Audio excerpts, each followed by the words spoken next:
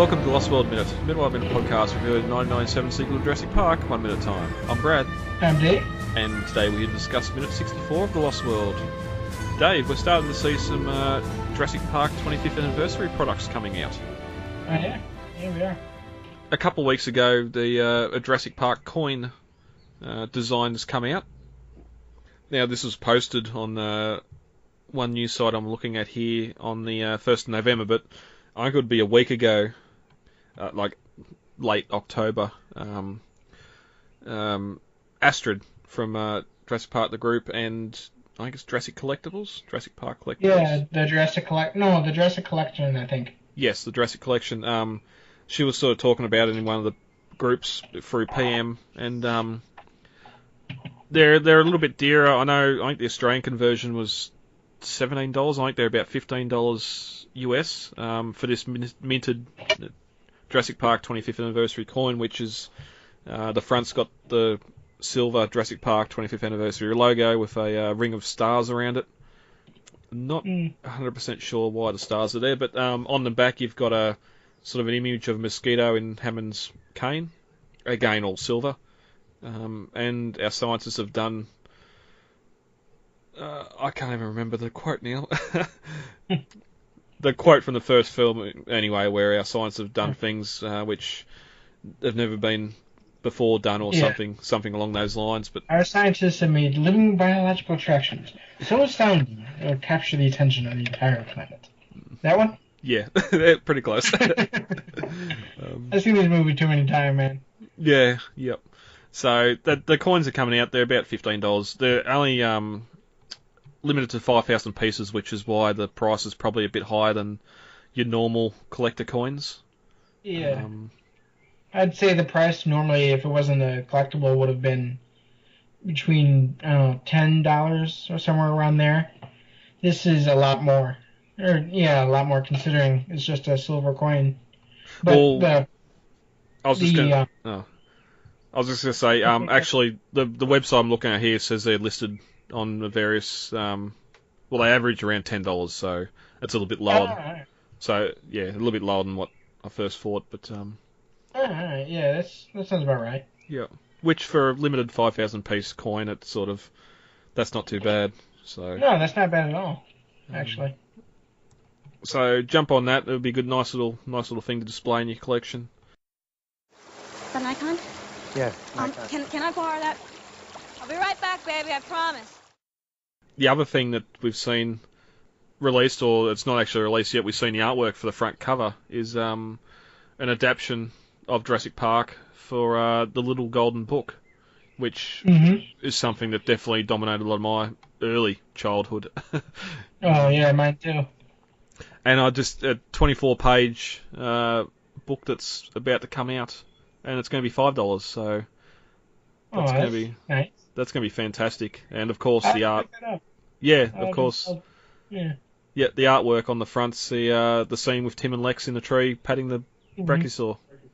In that. I wonder if they'll at all downplay some of the more intense parts of the movie. Yeah, I wonder how that's all going to go. There's the it's not the novelization. I think it's the Jurassic Park book that come with the tapes. That cuts Robert Muldoon's death out completely. It's sort of just an abbreviated story of the film. It might be the Jurassic Park storybook. I can't recall, but I wonder. It's only 24 pages, so obviously Grant digging up dinosaurs, arrival to the island, the brachiosaur scene, maybe Mr. DNA, and the park itself, and then they might just have because of a computer issue or something, we have the kids stranded with Grant, and just cut the whole T-Rex breakout sequence out of it. And then just sort of have them sort of all meet again at the visitor centre and get on the helicopter and leave. Because I don't know if the Gallimimus thing would be in there. Yeah, I'd imagine so as well. But I don't know. I mean, it'd be nice to see some of the T-Rex stuff, but I can't imagine that they would have Gennaro being eaten off the toilet. But I could definitely imagine them having the T-Rex walking out of the pen. That's a very iconic image. Yeah, yep. The one thing, and I suppose it's not going to happen. But if they done one for the Lost World, how would you convey that lot darker film into a kid's storybook? Yeah, really, especially when I think of Little Golden Book as the puppy following the little girl home. You know? Yep. I can't imagine it having Burke's death where I have this image and it's captioned. I can't remember where I got it from, but it's just captioned "Bones crunching, screaming stops." I'm like, that's dark. So that'll be fun anyway. We should see something of that in the new year as well. There's one other thing here that I didn't scroll down enough to have a look at. There's also a deluxe junior novelisation on the way, which unlike the original is a hardcover book. It's due out for February next year. Ooh, I have to pick that up. Happy birthday to me. Yeah, it is a reissue of the original junior novelisation, but it does include some new full colour scenes. So, like most novelisations, that middle section will have some photos from the film in it. I love the front cover. It's got the Jurassic Park logo, but with the added 25th anniversary banner to it. Cool. But it's also got all sort of like the fossils, the dinosaur bones, T-Rex head and bones in red and black, which sort of ties into a lot of the like the stationery at the time with Jurassic Park. Mm-hmm. I remember getting a lot of notebooks that had that sort of stuff around the borders and the front cover. Oh yeah, definitely. Which was fantastic. There's also some other smaller stuff too that we haven't seen pictures for, but have been hinted at, which include Owen's Guide to Survival, which ties into the Lego Jurassic World game. And, that sounds fun. And another book that sort of you use stickers to tell the adventures. The survival guide's said to be 128 pages long, so that'll be interesting. That's pretty hefty. Yeah, and it's made by Scholastic, which I know from my childhood from a lot of books same. and that. But the synopsis or the plot of it is a guide from Owen's point of view, all about surviving Jurassic World and being a great dino trainer. His funny guide features dinosaurs, characters, and locations from Lego Jurassic World, and is narrated by Owen himself. If you're looking to survive and thrive in Lego Jurassic World, then this guide is for you. So pretty much sounds like a walkthrough guide for the Lego game. Yeah. A year or so. That'll have to be a definite pickup. Yeah, a year or so after the game comes out. Hey, still. Well, maybe they're trying to reinvigorate interest in the game. Yeah, and that's sort of one of the things with the game too. Like when you're on the roof of the operations building, about to chop it off, there's a box of there's an item up above that radio tower, and it's like, how the hell do you get up to that? There's no obvious way to do it. There's a lot of other stuff too that sort of you don't know how to get to stuff, reach stuff, where to find stuff. There's a lot of amber you got to find to unlock special characters and that sort of stuff. So it'd be great. It'd be great just to have a physical copy of a walkthrough for it. So yeah, there's a lot of great stuff starting to be coming out, starting to be revealed for the 25th anniversary of Jurassic Park. So fingers crossed in the new year we see some other stuff come out as well. But all this looks good, and all this I think I'll be getting. Yeah, definitely. At least we came prepared. Since you destroyed all our equipment. About 5 years of work and 100 miles of electrified fence couldn't prepare the other island. Did you think that, a couple dozen Marlboro men were going to make a difference here? It's a looter mentality. All you care about is what you can take. You have no rights. An extinct animal that's brought back to life has no rights. It exists because we made it. We patented it. We own it. All right. Ready to get into 64? Sure. All right, let's do it. As we entered minute 64 of The Lost World, the two Tyrannosaurs had arrived back on the scene, as Eddie desperately tried to keep pressure on the front of the RV so it wouldn't go over the cliff. As we start minute 64, the male Rex lifts the car's driver's seat clear, and the female looks up and roars at him to see what he has in his mouth. Inside the M-Class, Eddie continues to struggle with the rifle, its end sight stuck in some netting in the floor. At 64 minutes and 9 seconds, he starts kicking in the air, trying to kick the nose of the Tyrannosaur to get it away. But it's in vain. The male comes down and grabs Eddie by the knee and lifts him free of the car. The male tosses Eddie and now his torso is in its jaws. The female leans across from the other side and grabs him by the legs, and in one motion they pull, tearing Eddie in two. At 64 minutes and 17 seconds, the female pulls back, taking her foot off the front of the M-Class, which frees it, and it rushes forward. At 64 minutes and 20 seconds, we cut back to the team hanging on the rope as they look up and see the trailer rushing towards them. We get a blur of lab equipment, tables, chairs, the trailer's interior as it falls around them. The team scream, but burst out through the front windscreen, free of the vehicle. The RV falls down towards the rocks and the ocean below.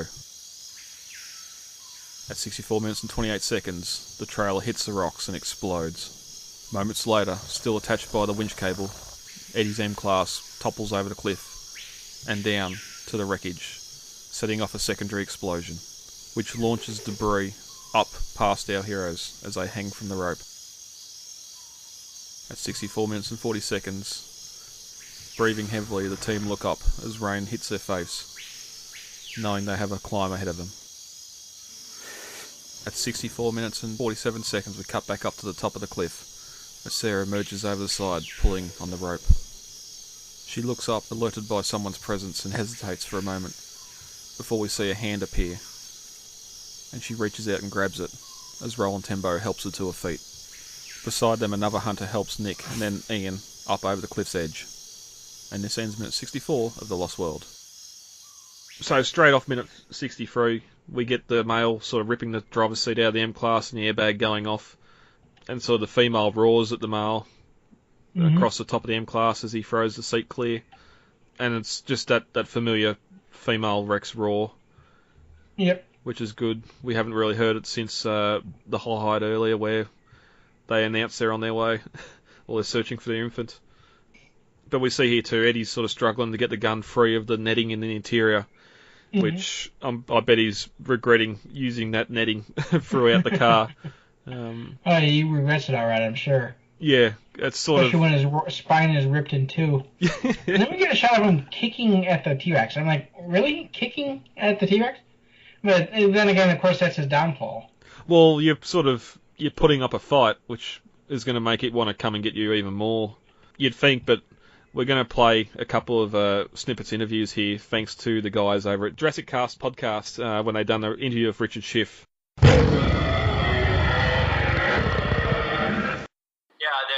They're the best. That crew was the absolute best I've worked with before or since.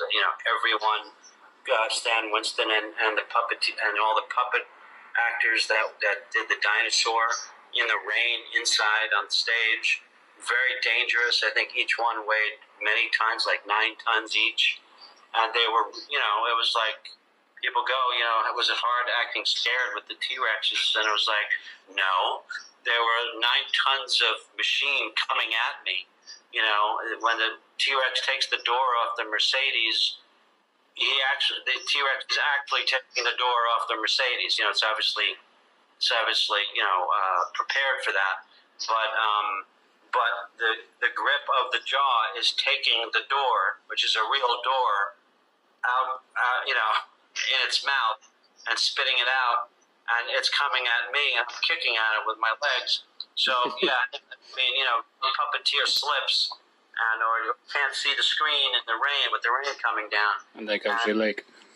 Yeah, damage could happen. So, but Stan Winston was a brilliant man, brilliant artist with what he did. And everyone, Janusz Kaminski, the DP, you could tell... just by the way, he studied the monitor and studied the lights and the beauty of the lighting and all up and down the prop guys with the guns. Everybody was, top notch. And I remember trying to get Spielberg to let me stay in the Jeep as long as I could. So I stayed there kicking at the T-Rexes. And at some point, the T-Rex actually picks up, in real life, me by the leg and begins to swing me around. And they did, they slowed the frames down, so they did it in slow motion, so it would seem like real motion. and I wanted to do that. And Steven, he had the stunt guy in there for the dangerous part prior to that moment. And I looked at it on screen and I went, no, I got to get in there. I can't. Our stunt guy's a lovely guy, but I got to get in there because you can see my face, and he wasn't quite pulling that part of it off. So he let me do that. And then I started kicking at the heads of these T-Rexes. And then Stan Winston came over and go, do me a favor, kick this part. If you kick this part, their teeth will come out. So you can only kick this part. So I had to kick a particular part of the head. And then right at the point where the jaw came around my legs when they cut, and then the stunt guy went in, he wouldn't let me do that because he said, no, you could break your back. You cannot allow that. And then the stunt guy got in, and they actually lifted him up by one leg and very slowly swung him back and forth. And then everything after that, which is just a couple of seconds, the T-Rexes flipped me up and then split me in half.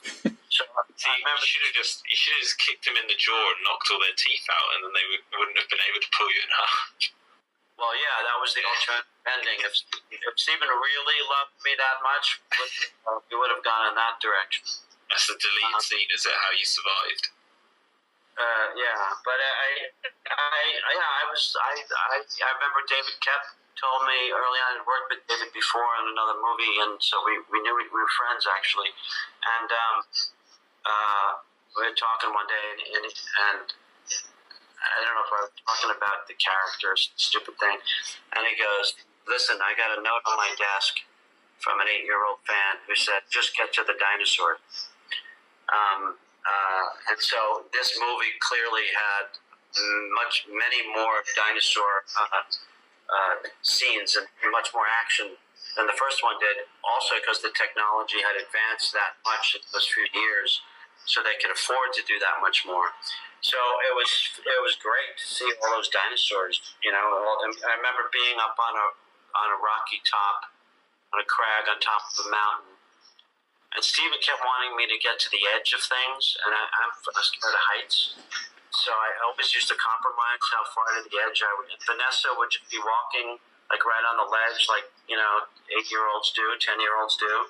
And I was like, I can't go to the edge because you got it just for the shot. I go, no. And then the scene where I go, in the bus before I get eaten and I'm saving the guys over the edge of the cliff, there was a shot of following me into the bus, and he wanted me to go right to the end, and there was a 40-foot drop on the stage where they were hanging out in the trailer that was over the edge. Yeah. And the camera's following me. He wanted to go right to the edge so that when the camera passed me, you would see the drop. And I was like, it was only a limit to how close I could get to the edge. He kept pushing me to go further. But I remember how beautiful the vista was up on top of this mountain. And then when I saw it in the film, and they filled it in with all these beautiful, I forget which kinds of dinosaurs they were, the fast ones. I wasn't a dinosaur freak when I was a kid. And they just ran across the open field. It was gorgeous. It was just beautiful. So the work that Stan Winston did and Steven did in that regard was just exceptional.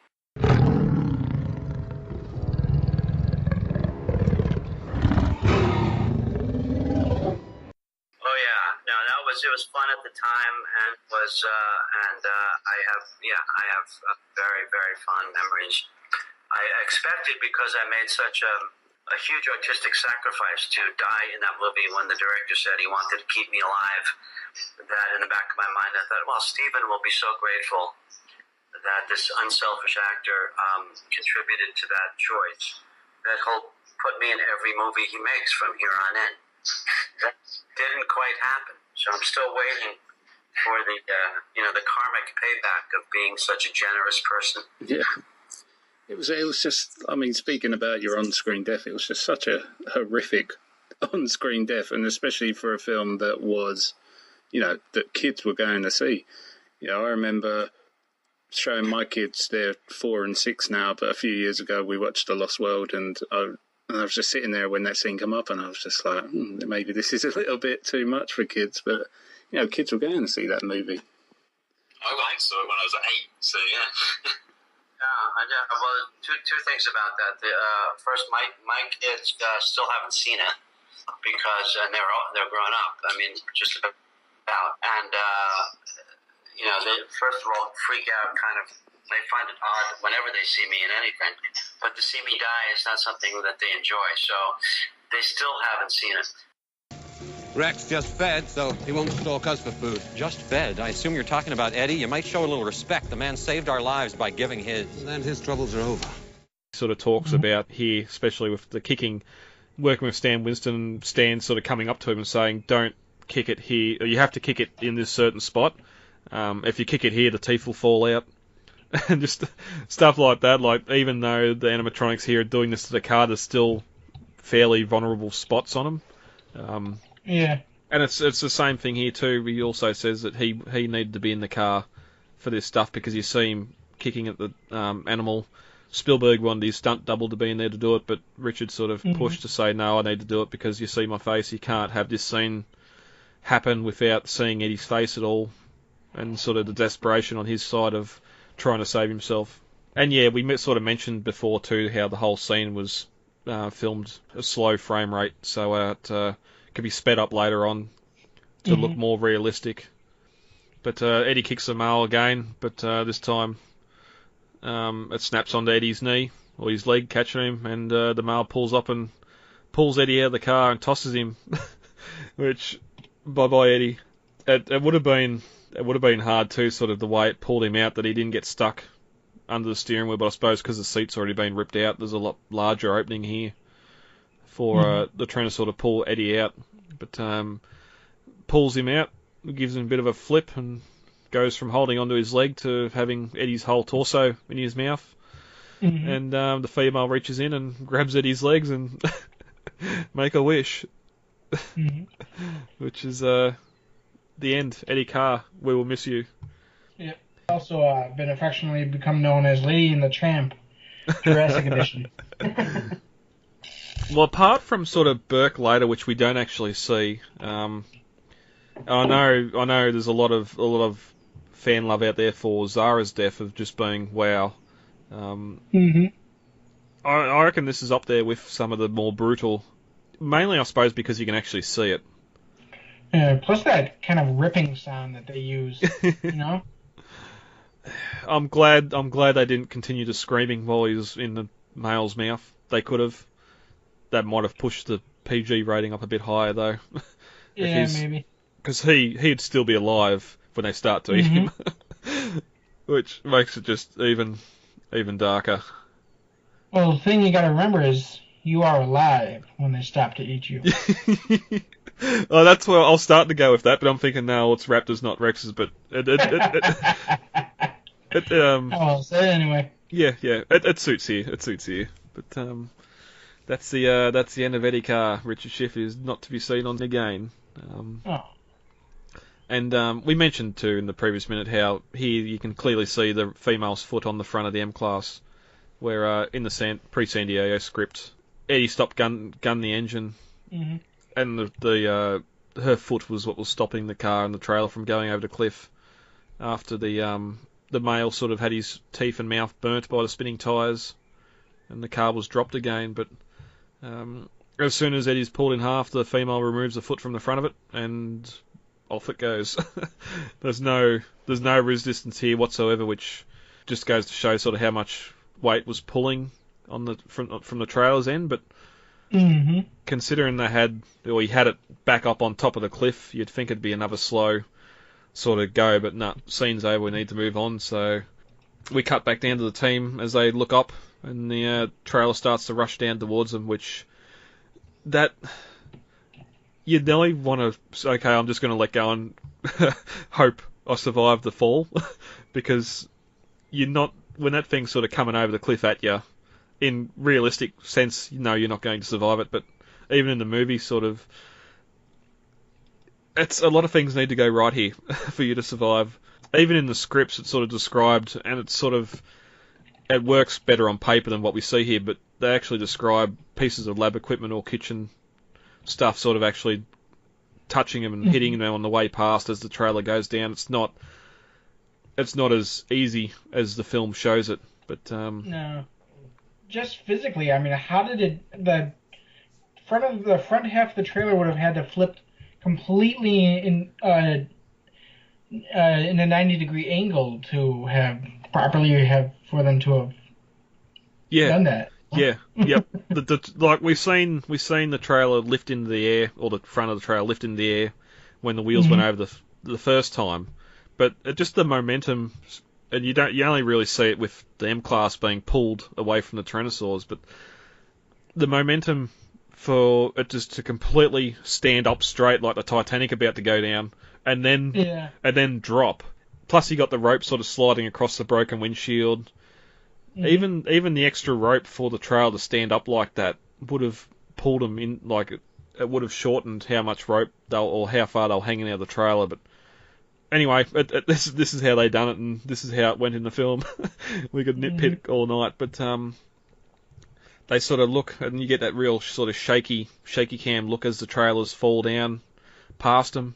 Everyone's screaming and yelling, and you get. Yeah, I think that's done pretty commonly in Hollywood. I think that's done to kind of emphasize the how rattling the explosion is, but I don't know, it just comes across as cheesy to me.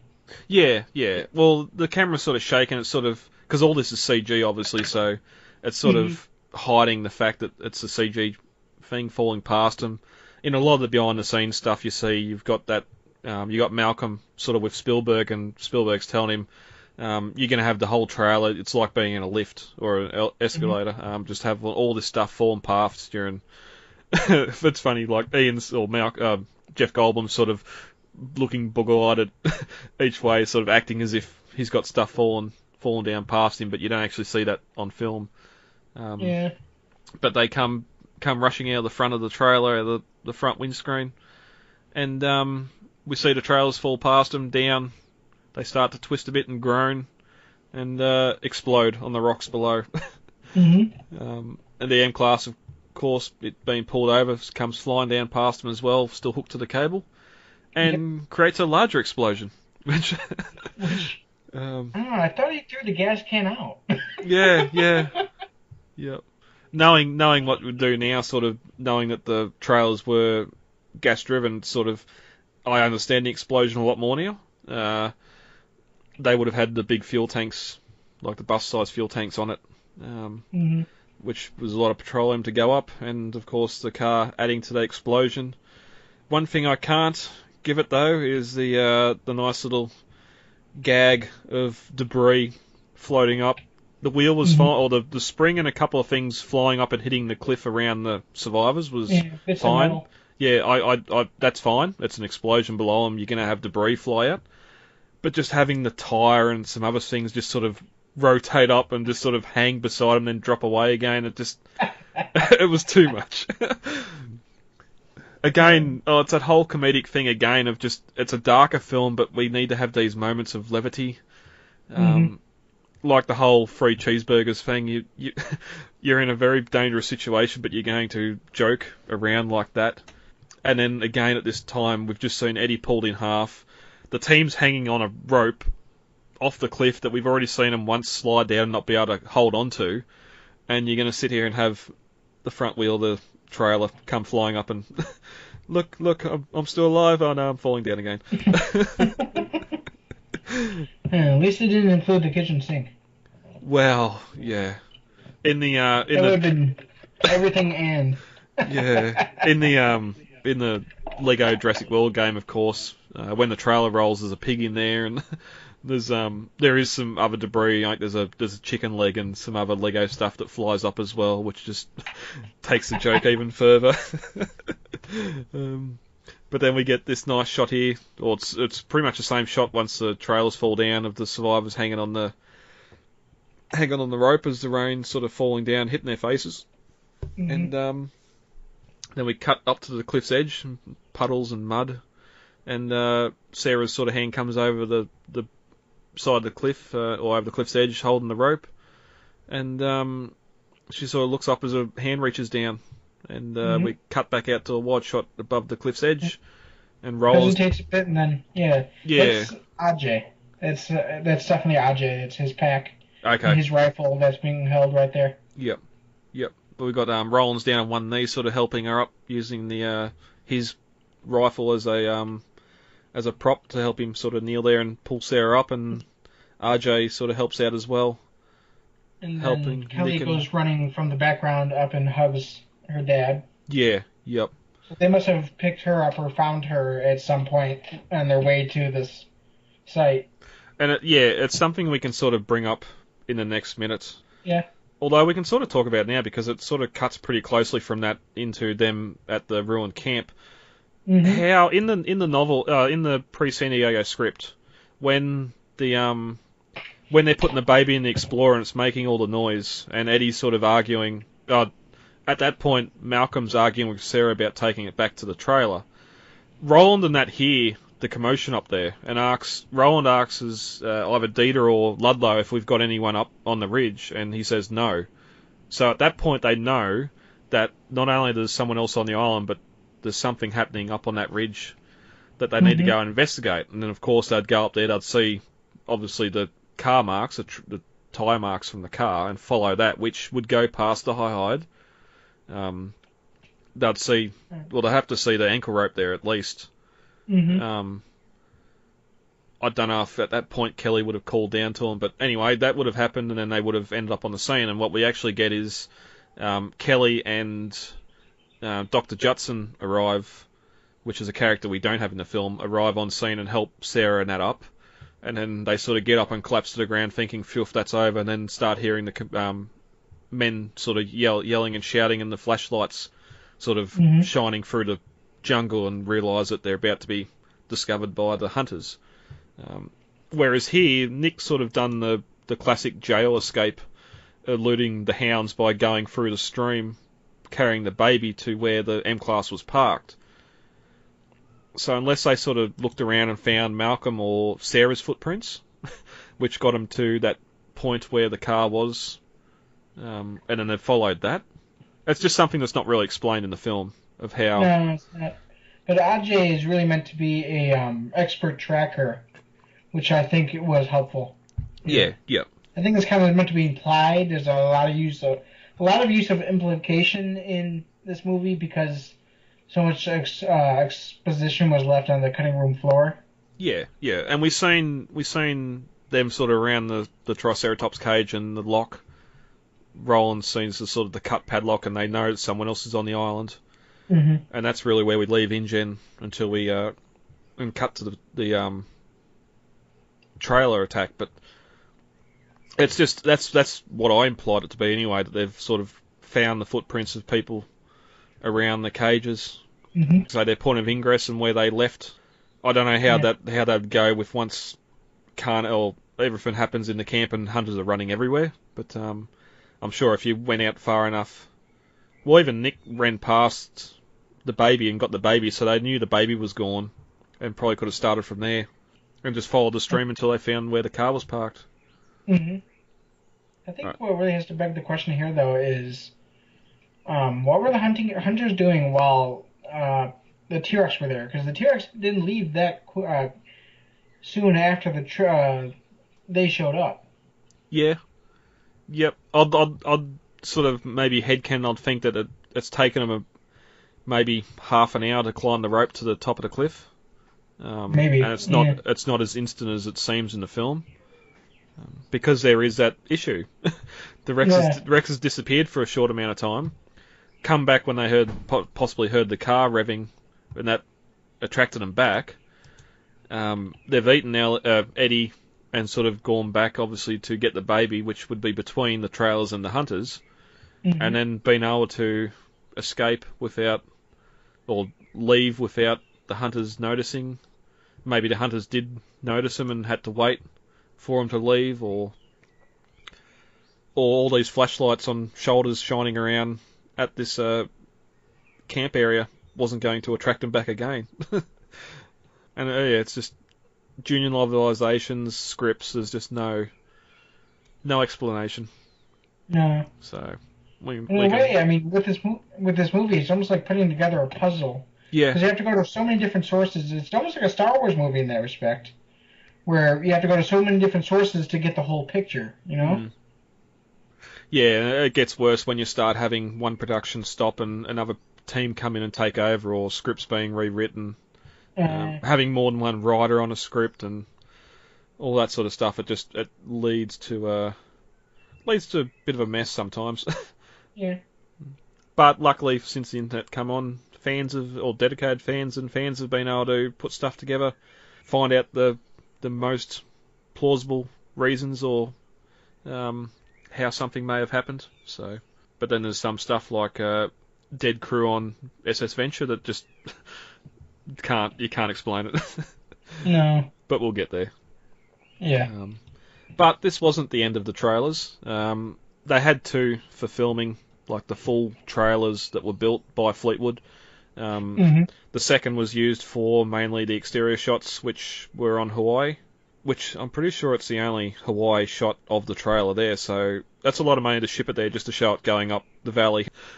It now resides in the Universal Studios backlot tour, parked up with some of the other vehicles back there, the Snagger, a couple of the mock-up Jeeps and the M-Class, all sort of back there in a little Jurassic exhibit, or Lost World exhibit with some InGen crates and leftover stuff, which I'd love to visit one day.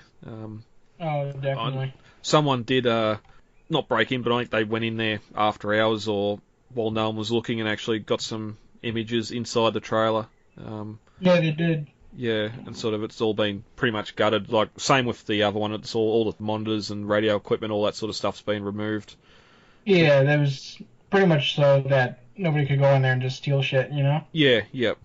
And even too, like, if they got computer monitors, for instance, they can reuse that on other movies or sell it off or that sort of thing. But the one that was used for the interior shots and the Patrick's Point stuff was sold off to someone out in the Californian desert.